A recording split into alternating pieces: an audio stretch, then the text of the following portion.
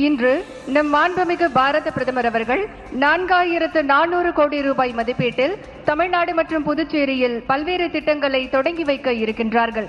2157 கோடி ரூபாய் மதிப்பீட்டில் மரக்காணம் புதுச்சேரி தேசிய நெடுஞ்சாலை 332A 4 வழிச்சாலை திட்டம், 1853 கோடி ரூபாய் மதிப்பீட்டில் பரமக்குடி ராமநாதபுரம் தேசிய நெடுஞ்சாலை 87 4 வழிச்சாலை திட்டம் ஆகியவற்றிற்கு அடிக்கல் நாட்டி நவீனமயமாக்கப்பட்ட 8 அம்ரித் ரயில் நிலையங்கள், கும்பகோணம், ஏற்காடு மற்றும் வேலூரில் புதிய FM ஒலிபரப்பு மையங்களை தொடங்கி வைத்து 378 கோடி ரூபாய் மதிப்பீட்டில் சென்னை கடற்கரை சென்னை எழும்பூர் 4வது ரயில் பாதையை நாட்டிற்கு அர்ப்பணிக்குமாறு மாண்புமிகு பாரத பிரதமர் அவர்களை பணிவன்புடன் கேட்டுக்கொள்கின்றோம். We request the Honorable Prime Minister to now digitally unveil the plaques marking the laying of foundation stone, inauguration and dedication to the nation of various projects worth over 4,400 crore rupees.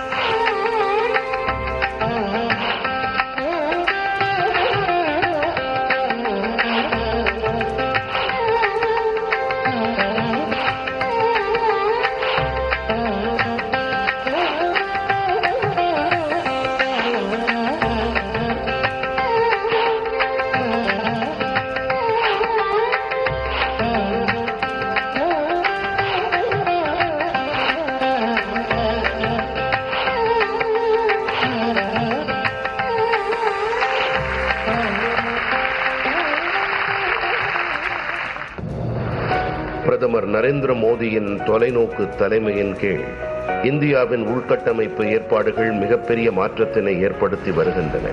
உலக தரம் வாய்ந்த ரயில் மற்றும் தேசிய நெடுஞ்சாலை உள்கட்டமைப்புகள் இணைப்பில் புரட்சியை ஏற்படுத்தி இதுவரை இல்லாத வேகத்திலும் அளவிலும் உலகளாவிய அளவுகோல்களை அமைத்துள்ளன. உலக தரம் வாய்ந்த உள்கட்டமைப்பு திட்டங்களால் மாநிலத்தின் இணைப்பு மற்றும் வளர்ச்சி பாதை மறுவரையறை செய்யப்பட்டு மாற்றத்தின் காற்று தமிழகத்தின் முழுவதும் வீசி வருகின்றது. विकसित भारत के सफर में तमिलनाडु का बहुत बड़ा रोल है. बीते दशक में तमिलनाडु के विकास के लिए 2014 से पहले की तुलना में 3 गुना ज्यादा पैसा சென்டர் से दिया गया है. தமிழகத்திற்கு இன்று ஒரு வரலாற்று சிறப்புமிக்க நாள். நமது மாண்புமிகு பாரத பிரதமர் 4400 கோடிக்கும் அதிகமான மதிப்பிலான 5 உள்கட்டமைப்பு திட்டங்களை தொடக்கி வைத்து நாட்டுக்கு அர்ப்பணித்து அடிக்கல் நாட்டுகின்றார்கள். மரக்காணம் புதுச்சேரி பிரிவை 4 வழிச்சாலையாக மாற்ற அடிக்கல் நாட்டப்படுகின்றது.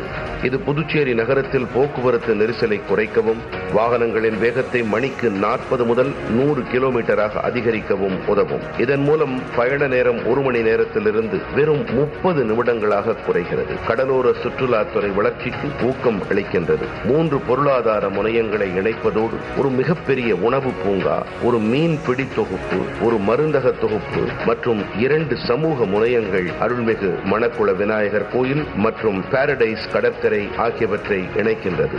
மேலும் முக்கிய 3 தேசிய நெடுஞ்சாலைகள் மற்றும் 2 மாநில நெடுஞ்சாலைகளை இணைப்பதற்கான ஒரு முக்கிய சாலையாக அமைகின்றது. பரமக்குடி ராமநாதபுரம் பிரிவை 4 வழிச்சாலையாக மாற்றுவதன் மூலம் மதுரை, ராமேஸ்வரம் மற்றும் தனுஷ்கோடி போன்ற புனித தலங்களுக்கு விரைவான பயணம் உறுதி செய்யப்படும். இந்த இடங்களுக்கு வருகை தரும் லட்சக்கணக்கான பக்தர்களுக்கு பாதுகாப்பான மற்றும் விரைவான பயணத்தை உருவாக்கி தரும். மேலும் விவசாய மற்றும் கடல் சார்ந்த பொருட்கள் உள்நாட்டிலிருந்து புதிய சந்தைகளுக்கு வேகமாக கொண்டு செல்லப்படும். இது 5 பொருளாதார முனையங்கள், 2 மீன்பிடி தொகுப்புகள், ஒரு சிறப்பு பொருளாதார மண்டலம், ஒரு மிகப்பெரிய உணவு பூங்கா மற்றும் ஒரு ஜவுளி தொகுப்பினை இணைக்கும் திட்டமாக செயல்படுத்தப்படும்.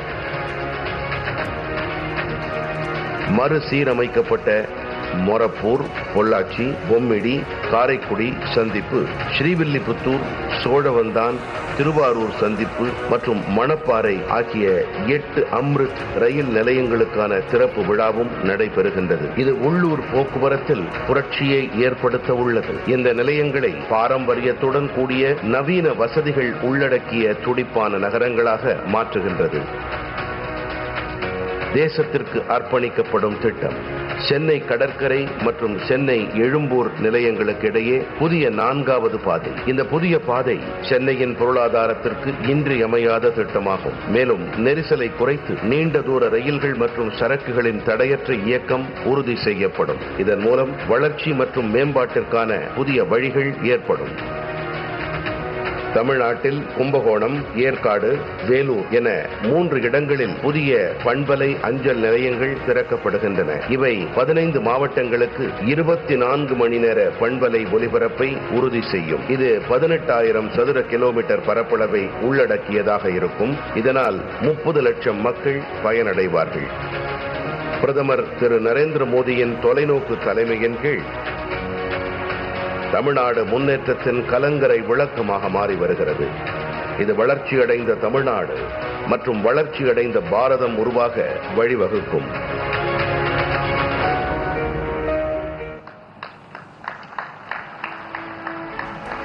தற்போது மாண்புமிகு பாரத பிரதமர் அவர்கள் தொடங்கி வைத்த நவீனமயமாக்கப்பட்ட 8 அம்ரித் ரயில் நிலையங்களை காணொளி காட்சி வாயிலாக பார்த்துக் கொண்டிருக்கிறோம். We are now watching live the 8 renewed Amrit stations via video conferencing which were inaugurated by our Honorable Prime Minister just now.